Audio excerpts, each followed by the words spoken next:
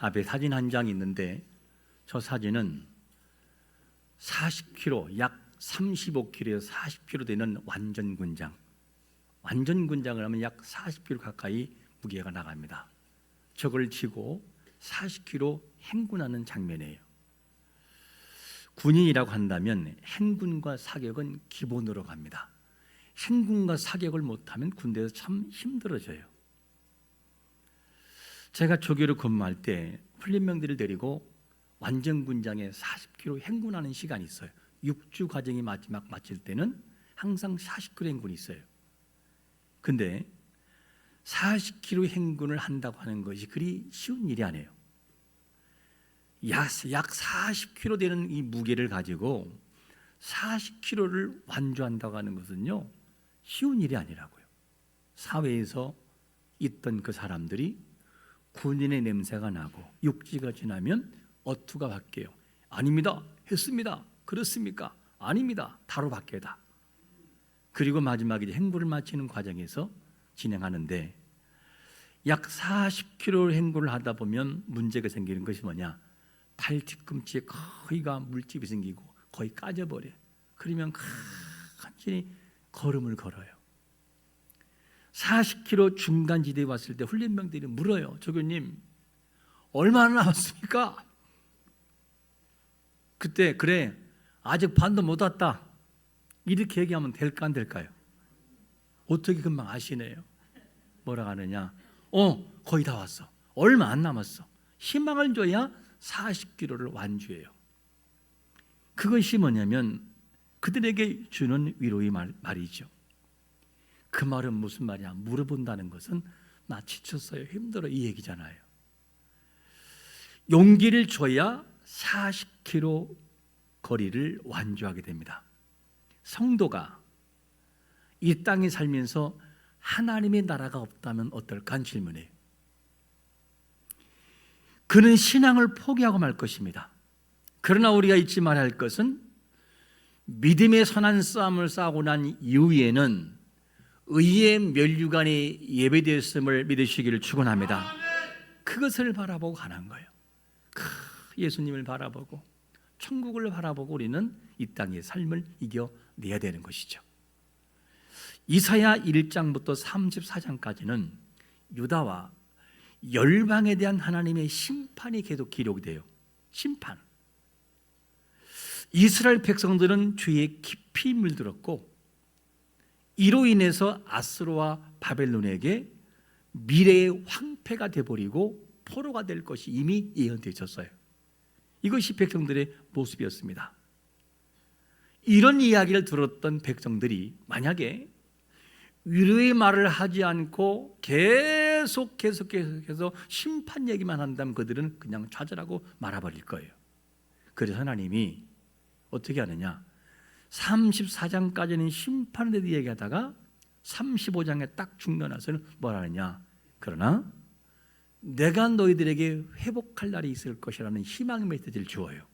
그리고 이 고난이라고 하는 것을 희망의 메시지를 통해서 하나님이 오실 그 은혜를 통해서 생각하면서 이겨내는 것을 보게 됩니다. 황폐된 이스라엘이 회복되듯이 성도의 회복은 메시아의 재림을 통해 온전하게 회복되는 그때가 반드시 오는 것을 믿으시기를 축원합니다. 그래서 오늘 본문의 말씀은 두 가지를 같이 얘기하는 거예요. 당대의 이스라엘의 포로된 상황에서 회복되는 내용과 이거를 먼 안목을 바라고 미래의 예언을 같이 가는 거예요. 어떻게? 메시아를 통한 완전히 구원이 성취된다라고 하는 것을 우리 시대에 우리에게 겸하여 동시대적으로 같이 말하고 있는 겁니다. 그게 35장의 내용이에요. 그래서 35장은 34장의 심판 선언 이후에 회복이 있을 거라고 하는 것이 말씀하는 것이 35장 되는 겁니다. 자, 그러면 고통의 백성들, 고통의 세월을 보내는 백성들이 그 아픔이라고 하는 이 모든 걸 경험하는 백성들에게 어떤 회복이 있을 것이냐라는 것을 1절에서 이렇게 시작이 되어버려요. 광야와 메마른 땅이 기뻐하며 사막이 백합과 같이 피어 즐거워하며. 아니 지금 고난이라는 것을 계속 들었는데, 심판을 들었는데 이 날이 있다라고 하면서 그때는 이런 일이 있을 거야 하면서 희망이 그들에게 주어지는 것을 보게 됩니다. 이 회복은 포로된 이스라엘의 회복만이 아니라 전 우주적인 회복이 그날이 있을 거라고 하는 예언적인 메시아에 대한 예언을 얘기하고 있어요. 자, 그러면 이런 회복이 언제 누구로부터 주어지냐는 질문이죠. 언제 이루어지는가? 첫 번째로 뭐라고 말씀하고 있냐면 여호와 영이 임할 때라고 말씀하고 있어요. 2절 말씀은 같이 읽어볼까요? 시작.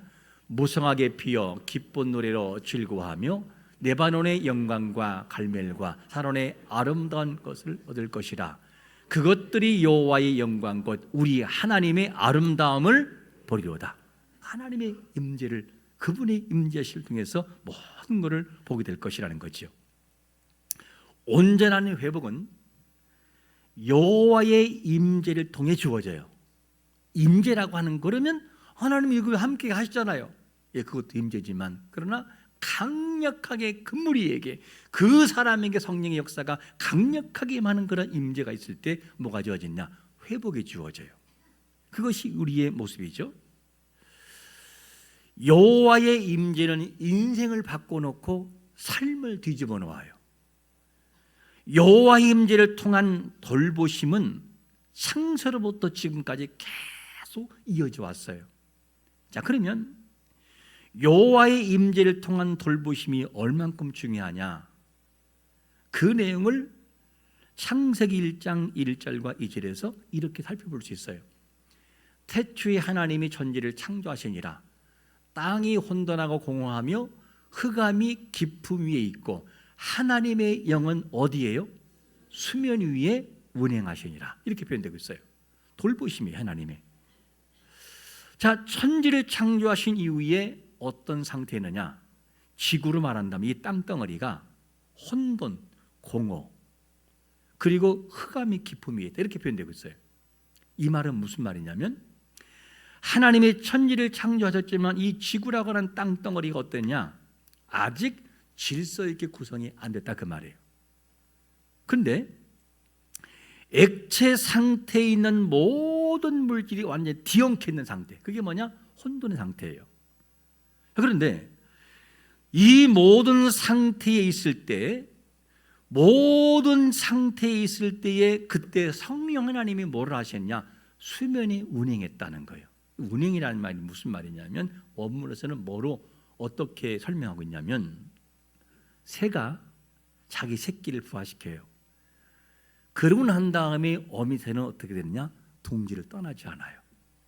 계속 번갈아 가면서 거기를 살펴요. 그리고 쭉 돌면서 만약에 어떤 침입자가 오게 되면 그냥 손살같이 와서 쪼아내 버려요. 쫓아내 버려요. 계속 살피게 돼요. 이것이 뭐냐? 운행이라는 표현이에요. 하나님은 지금도 우리를 돌보고 있음을 믿으시기를 축원합니다. 이스라엘의 회복은 인간의 힘으로는 불가능했어요. 바벨론 포로에서 해방된다, 이거는 인간의 힘으로는 불가능한 사실이에요. 그런데 여호와께서 찾아오심으로 그들이 임재하실 때는 바벨론이 무너져 버리고 백성들이 본국으로 돌아오는 역사가 생겨요. 여호와의 임재가 그렇게 만들어 놓아요. 우리를 찾아오시려니 임마누엘의 역사로 말미암아 우리의 인생도 반드시 회복될 때가 있음을 믿고 나가시기를 축원합니다. 회복될 때가 와요. 이스라엘 백성들이 가나안 땅에 들어가면서 말씀에 다 순종하는 삶을 살아가야 될 목적이 있었어요. 그런데 이스라엘 백성들은 순종을 하나요? 안 하나요? 안 해요. 가나안 땅에 들어가서 딸들을, 자기의 딸들을 다른 사람에게 줘버리고 이방인에게 줘버리고 그리고 다른 이방인들을 받아들여요. 그래서 완전히 혼합적인 모습으로 바뀌어버립니다. 그리고 여호와의 목전에서 악을 행하고 뭐 하느냐? 여호와를 잊어버리고 바알을 섬겨버려요. 살만할 때는 뭐냐? 백성들이 떠나가 버려, 하나님을 잊어버려요. 그러니까 여호와께서 이걸 두고 볼 수가 없었어요. 뭐 하시느냐? 메소포타미아 왕에게 이들을 8년 동안 넘겨버려. 그냥 8년 동안 종살이를 되게 돼버립니다. 이로 인해서 백성들이 너무 고통스러우니까 하나님을 찾기 시작해요. 여호와께 울부짖으면서 하나님 살려달라고, 한 번만 살려달라고. 그 하나님이 또 그 소리를 들으시고 어떻게 되냐? 사람을 보내는데 누굴 보내냐면 이스라엘의 첫 번째 사사가 누구죠? 온니엘이. 온니엘이 뭐 하느냐? 이 사사를 하나님께서 온니엘을 보내는데 온니엘이 와서 능력을 행하여, 그 능력이 어디부터 나오느냐? 우리 한번 본문 사사기 3장 10절을 같이 읽어볼까요? 시작. 여호와 영이 그에게 임하셨으므로 그가 이스라엘의 사사가 되어 나가서 싸울 때에 여호와께서 메소포타미아 왕 구산 이스다임을 그의 손에 넘겨주심에 온니엘의 손이 구산 라스다임을 이기니라. 온니엘은 누구냐면 왼손잡이예요. 왼손잡이. 왼손잡이 그러면 지금은 전혀 흠이 안 되잖아요. 근데 이 당시에는 뭐냐? 왼손잡이를 장애인이라고 볼 정도의 시기에 있었어요. 왼손잡이를. 근데 그 왼손잡이 온니엘을 하나님이 불러요. 근데 그 상태로 나가면 안 되니까 뭐가 되냐? 여호와의 영이 그에게 임하셨으므로, 할렐루야, 여호와 영이 임하실 때에 놀라운 역사를 발휘하게 돼요. 온니엘의 힘이 아니었고 여호와께 임하시는 그 능력이 그가 발휘되는 것을 보게 됩니다. 그래서 8년 동안 괴롭혔던 메소포타미아 왕을 물리치고 40년 동안 평정을 찾아와요. 그게 뭐냐? 여호와 임재를 통한 능력이었어요. 인생의 성패는 개인의 능력이 달려있는 것이 아니고 개인의 열심이 달려있는 것이 아니라 여호와의 영이 그 인생과 함께할 때 임하는 것을 믿으시기를 축원합니다. 그래서 하나님이 하시면 안 될 것은 없어요. 못할 것도 없고. 그러나 못할 것도 없고 안 될 것도 없지만 하나님이 꼭 그렇게 하셔야 될 이유가 없을 때는 그 일을 안 하시지만 그렇게 해야 될 이유가 있을 때는 반드시 그렇게 해놓고야 말아요. 그게 하나님의 일하심이에요. 이걸 잊지 말아야 됩니다. 우리의 힘으로는 도저히 불가능해요. 그러나 여호와의 영으로는 가능합니다. 이것을 스가랴 4장 6절에서는 뭐라고 말씀하냐면 이렇게 말씀합니다. 그가 내게 대답하여 이르되 여호와께서 스룹바벨에게 하신 말씀이 이러하니라. 만군의 여호와께서 말씀하시되 이는 힘으로 되지 아니하며 능력으로 되지 아니하며 하고 오직 무엇으로? 하나님의 영이 함께하고 임자실 때에 개인과 삶의 변화를 가져오는 것을 믿으시기를 축원합니다. 그러니 하나님을 의지해야 돼. 하나님, 부족한 나에게 임하시옵소서. 나를 다스려달라고 간절히 기도해야 됩니다. 죄로 인해 무너진 이스라엘이 회복될 수 있는 것은 여호와의 손에 달려 있었어요. 여호와 영이 임재하실 때 광야 같은 삶을 경험하고 메마른 땅을 경험하고 사막 같은 공함을 경험해도 여호와가 그들과 함께 하시면 되더라는 거예요. 그들과 함께하면 아무리 갇혔어도 여호와가 그들을 떠나버리면 그는 아무것도 아니었어요. 이것이 이스라엘 백성들의 삶의 모습이었어요. 그러므로 여호와가 함께 하시면, 그들과 함께 하시고 임재하시면 기쁨이 찾아오고 백합화 같이 피어나고 기쁜 노래로 즐거워하게 된다라고 하는 사실을 이미 1절에서 말하고 있는 것이죠. 그런 역사가 있겠다라고 하는 것을 말씀합니다. 이스라엘의 살 길은 여호와를 찾는 것이었어요. 광야를 경험하고 사막을 경험한다 할지라도 여호와가 함께 하시면 그곳에 광야의 꽃이 피어나고, 그리고 죄로 인해 가망성이 없는 우리의 인생도 예수님이 나의 인생을 지배하면 구원의 꽃이 피는 것을 믿으시기를 축원합니다. 나는 부족해도 그분이 함께 하시면 구원의 역사가 임한다는 거죠. 구속의 역사는요, 구속의 역사는 예수님이 오시고 난 다음부터 이루어진 것이 아니고 언제부터냐? 아담의 시대에도, 아담이 죄를 졌을 때 주님 하나님 찾아가잖아요. 광야에서도 하나님이 그들을 찾아가시고 만드시잖아요. 지금도 하나님은 계속해서 구원 역사를 만들어가고 있어요. 그러므로 하나님의 그 구원의 역사는 그 모든 예로부터 시작하여 지금까지 계속해서 흘러와 있음을 믿으시기를 축원합니다. 그래서 우리는 그 하나님을 의지해야 돼요. 하나님을 바라봐야 되고, 인생은 누구로부터 힘을 얻느냐? 하나님으로부터예요. 여러분, 사람 의지하지 마세요. 사람 의지하면 100% 실망할 때가 찾아와요. 사람 바라보고 신앙생활하면 반드시 무너질 때가 와요. 왜? 그 사람은 책임질 수 없거든요. 우리 영혼을 책임지지 못하거든요. 그러나 하나님 책임져요. 어떤 상황에서도. 그래서 이스라엘이 바벨론이라고 하는 고통 속에서 바벨론을 두려워할 때 하나님이 뭐라고 말씀한지 아십니까? 이사야 51장 12절에서 이렇게 말씀해요.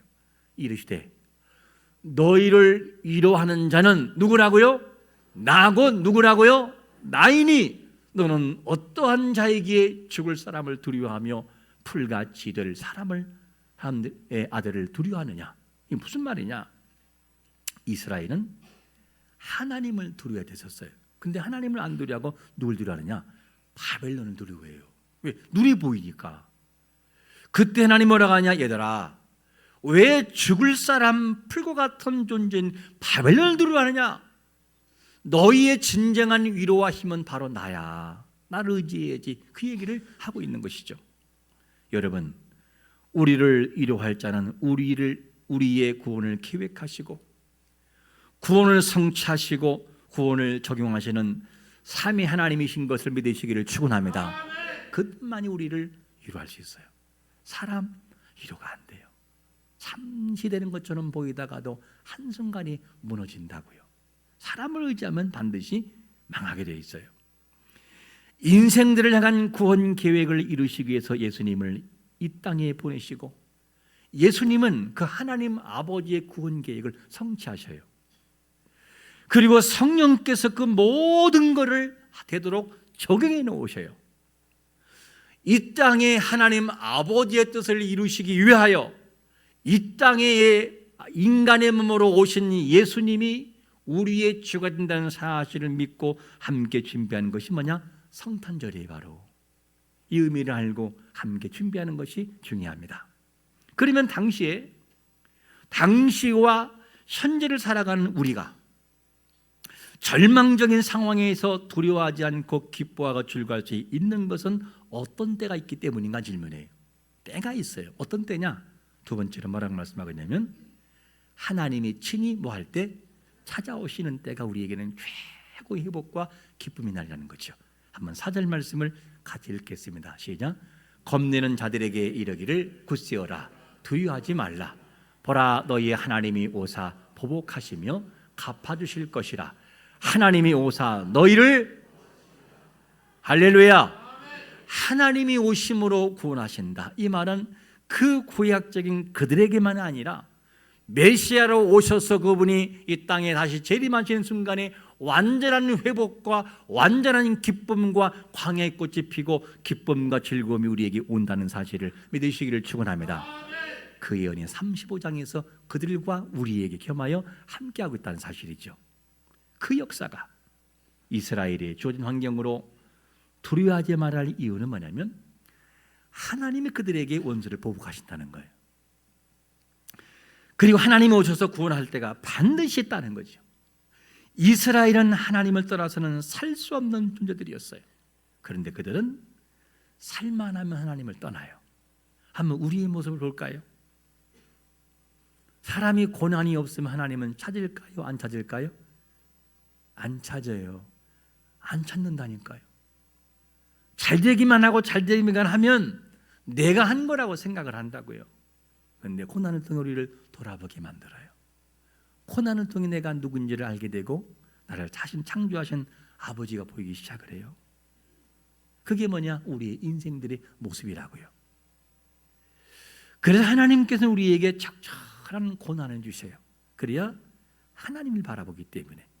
그것이 광야에서의 반복적인 패턴의 삶에서 이스라엘의 그게 모습이었어요.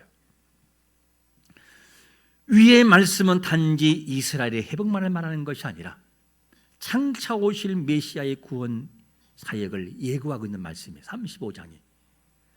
죄로 인해 희망이 없던 인간이 희망을 품을 수 있는 것은 죄를 위해 찾아오신 예수님이 계시기 때문에 가능한 것을 믿으시기를 축원합니다. 그래 우리는 희망을 가질 수 있어요. 예수님이 나에게 구원자가 되시니까 그분은 나의 구원자가 되시지. 나를 찾아오셨지. 인간이 예수님을 찾아가서 믿는 것이 아니라 그분이 우리를 찾아오셨다고요.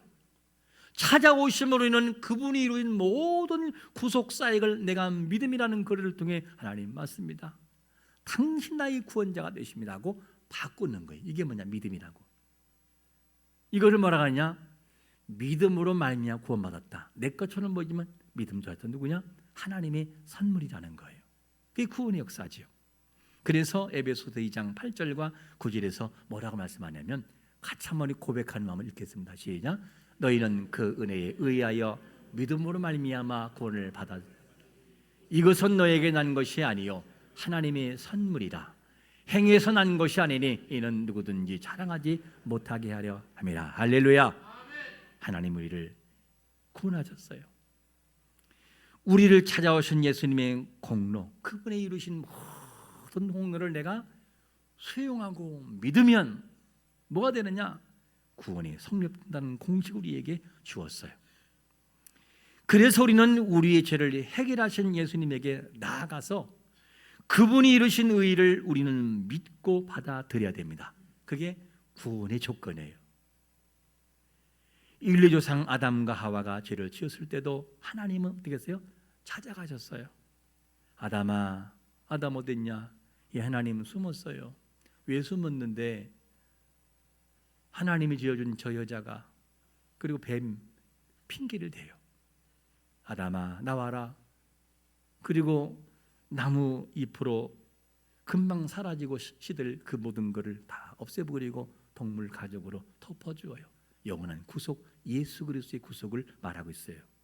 그 당시에 오실 메시아, 그 모든 죄악을 덮어주신 그 하나님의 은혜, 그 하나님의 은혜가 우리에게 찾아와요. 그때도 아담에게도 찾아가신 하나님께서 우리에게도 찾아오셨어요. 어떻게? 찾아오는 방법은 다양합니다. 우리는 분명히 예수님을 모르는 사람들이었을 거예요. 처음부터는. 근데 하나님이 어떤 사람에게는 믿는 부모님의 가정에 태어나게 만들었어요. 교회 가기 싫다고. 그럼 혼이 나요. 싫다고.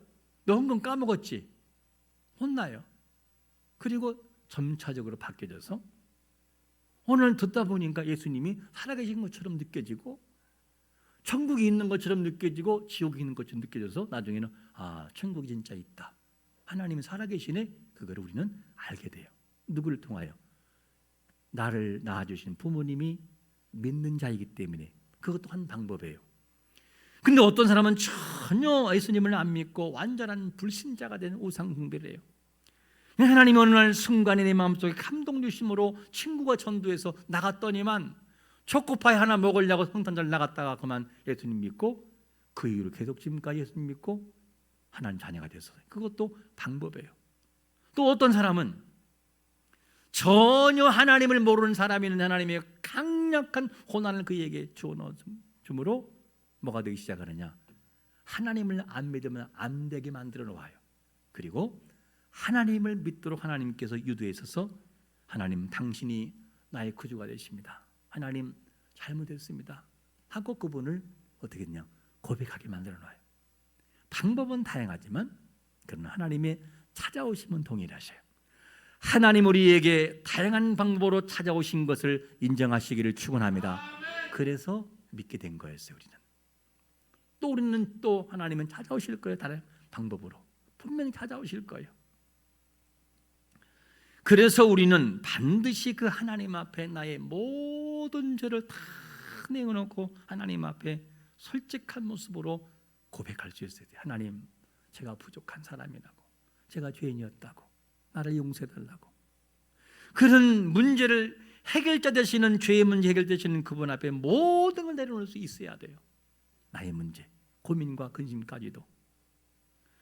그 예수 그리스도를 얼마나 믿냐에 따라서 나의 고백이 달라지게 되고 내가 죄를 내어놓을 수 있는 정도가 달라져 버려요. 안 믿으면은요 못 내놓는다고요. 안 내놔요. 믿는 게 얼만큼 중요하냐, 이런 거예요. 1993년도 2명의 10세 소년이 4살짜리 아이를 쇼핑몰 그 장소에서 손을 잡고 나와가지고 달리는 기차에다가 던져버려요. 그 4살짜리 아이가 흔적도 없이 사라져버려요. 그리고 재판하는데 너희들이 그랬지? 안 그랬다. 나는 무죄다. 계속 거짓말을 쳐요. 그들의 증언을 들어보면 신빙성 없어서 분명히 죄인인데, 범죄자인데 이거를 인정하지 않아요. 이거를 보고 있던 아버지가 경찰에게 말해요. 수사관님, 내 아들을 좀 만나게 해주세요. 잠깐만 저에게 시간 주세요. 그리고 사랑하는 그 아버지가 사랑하는 아들을 만나요. 그리고 하는 말이 뭐냐, 아버지가 아들에게 이런 말을 합니다. 사랑하는 아들아, 나는 언제든 너를 사랑하고 있다. 어떤 상황이 돼도 너에 대한 사랑이 변함이 없고 앞으로도 계속 사랑할 거야. 그러면서 아버지의 사랑을 아들에게 전해주어요. 내가 너를 사랑하고 있다고. 그때 이 아들의 마음이 감동이 돼요. 그 아버지가 나를 아끼는 아버지가 나를 사랑하고 있고 지금도 앞으로 사랑한다는 그 말 때문에 자기의 거짓말하는 것이 무너지고 경찰에게 말합니다. 제가 이 아이를 기차에 던졌습니다. 솔직하게 얘기해버려요. 변함없는 아버지의 사랑을 믿기 때문에 거짓이라는 것이 무너져 버려요. 우리의 죄의 문제를 해결하시는 분은 누구냐? 예수님밖에 없어요. 예수님밖에 없다고요. 그래서 우리는 분명히 내가 고백하는 그 모든 고백을 하나님이 안전하게 지켜준다는 확신을 가지고 나갈 수 있어야 돼요. 그리고 다른 사람이 듣지 않는 기도의 방법으로 나만이 있는 장소이든 나만이 하는 어투를 가지고, 언어를 가지고 하나님 앞에 솔직하게 말할 수 있어야만 돼요. 왜? 그분은 나를 사랑하시니까, 우리 죄를 용서하시니까. 그걸 할 수 있어야 돼요. 거짓된 소년이 아버지의 품을 느끼는 순간 거짓말이 마음이 무너지듯이 우리가 하나님 아버지를 정말 믿고 나를 위해 오신 이 땅에 오신 예수 그리스도를 내 마음에 정말 믿으면 숨길 것이 없어요. 그리고 나가서 그분 앞에 말할 수 있어야 돼요. 사람들이 왜 말을 못하느냐? 두려움 때문에요. 내가 뭔가 고백하면 하나님이라 할지라도 하나님 앞에 내가 지은 죄를 하나님이 안다면 나를 버릴 거야 아마. 이 두려움. 그리고 나를 하나님이 징벌하시겠지, 나를 저주하시겠지, 이 두려움 때문에 내 말을 하질 못해요. 여러분, 우리가 살면서 느끼는 것이 뭐냐면 나의 이 입술, 이 마음에서부터 입술까지 올라오는 30cm의 이 언어의 표현이 쉬울 것처럼 보이지만 쉽지가 않다고요.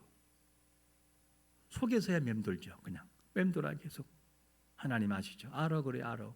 근데 아는 그것을 내 입술로 하나님 저요, 이래서 제가 부족해요. 하나님 이래서 제가 하나님 앞에 은혜가 필요해라는 말을 꺼내는 것까지는 쉽지가 않다고요. 쉽지가 않아요. 그러나 나의 모든 죄를 죄를 용서하시고 구원하시는 하나님을 내가 정말 믿는다면 솔직하게 말할 수 있어야 돼요. 진솔하게 그분 앞에 나갈 수 있어야 돼요. 그리고 말해야 돼요. 주님, 죄송해요. 잘못했습니다. 제가 안 그러고 했는데 하나님 이런 죄를 짓고 말았어요. 하나님 정말 죄송합니다. 저를 용서해 주세요. 아무리 보아도 나의 의지는 감당할 수 없네요. 하나님, 그래서 제가 주님의 도우심이 필요합니다. 하나님, 지금도 넘어졌지만 또 제가 그럴 수 있겠지만 다시 지금 내가 하나님 앞에 내가 도움을 구합니다. 나를 용서해 달라고. 그때요, 놀라운 역사가 벌어져요.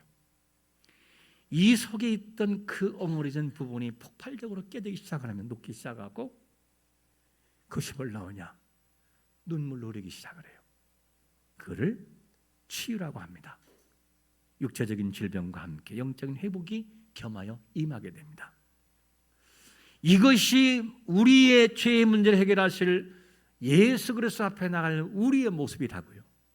여러분, 세상 법정에서는 죄를 인정하면 형벌이 뒤따라요. 세상 법정에서는 말을 하면 왜? 내가 인정했기 때문에. 하나님 앞에서는 죄를 인정할 때 은혜가 임하는 걸 믿으시기를 축원합니다. 세상은 죄를 섬기면 살아남지만 하나님 앞에서는 죄를 고백하지 않으면 살아남을 수 없어요. 예수님만이 인간이 완전하게 할 수 있고 그분만이 우리의 문제를 해결할 수 있다고요. 그분이 우리의 진실을, 그분 앞에 우리의 진실을 말한다고 하나님이 버리지 않아요. 절대 버리지 않아요. 약속하잖아요. 내가 죄를 회개하고 돌이키면 하나님이 절대로 나를 구원에 처리하지 않아요. 그런 두려움을 버려야 됩니다. 반드시 그분께서는 우리를 위로하셔요. 내가 너와 함께함이라. 내가 너와 함께한다고. 누가복음 15장에서 했던 말씀처럼 둘째 아들이 자기 자신을 바라볼 때는 도저히 돌아갈 수 없어요. 왜? 너무너무 죄스러워서. 근데 그 아들은, 둘째 아들은 자기 죄를 보고 있어요. 그리고 하나님, 아버지, 저는 종이에요. 그리고 그 아버지에게 걸어가요. 은혜를 기억하면서. 그때 아버지는 묻지 않고 그냥 입을 맞추고 안아주면서 최고의 모습으로 그에게 반겨주어. 이게 뭐냐? 하나님의 사랑이에요. 여러분, 하나님 아버지에게 내가 나아가 나의 모든 죄악을 내려놓고 하나님이 도우심을 구하는 은혜가 있으시기를 축원합니다. 두려워하지 마세요. 그래, 그분은 나의 죄를 해결하기 위해서 찾아오신 인카네이션, 찾아오신 예수 그리스도예요. 오늘 말씀은 구속사적인 측면에서 두 가지를 말씀했습니다. 당시 이스라엘의 보리에서 돌아오는 회복과 장차 있을 메시아의 재림을 통해서 이루어질 회복을 말씀하고 있어요. 우리가 성탄절을 준비하면서 하나님의 구속사역을 준비할 때 아담으로부터 시작하여 지금까지 지내고 있었다. 나의 모든 부족도 하나님은 만들어 가실 것이고 회복할 것이라고 하는 기대를 놓지 말아라. 반드시 그분 회복할 것이다. 오늘 본문 4절 하반절에서 뭐라고 말씀합니까? 하나님이 오사 너희를 뭐 한다고요? 구원하시리라. 이 구원의 역사가 이 땅에 우리에게 찾아오신 예수 그리스도, 그분의 은혜를 통하여 나에게 적용되고 우리는 그 은혜를 기억하며 내 마음의 믿음으로 수용하면 진정한 회복이 있을 것이고, 이 회복은 영원한 회복이라는 그 사실을 메시아가 오심으로 증명되고 사막에 꽃이 피고 백합화가 피어나는 역사가 메시아를 통해 온다는 것을 기억하며 그 나라를 기억하고 예수 그리스도를 기억하면서 오늘도 우리가 이번에 환영과 감사로 성탄절을 잘 준비하시기를 예수 그리스도의 이름으로 축원합니다. 아멘.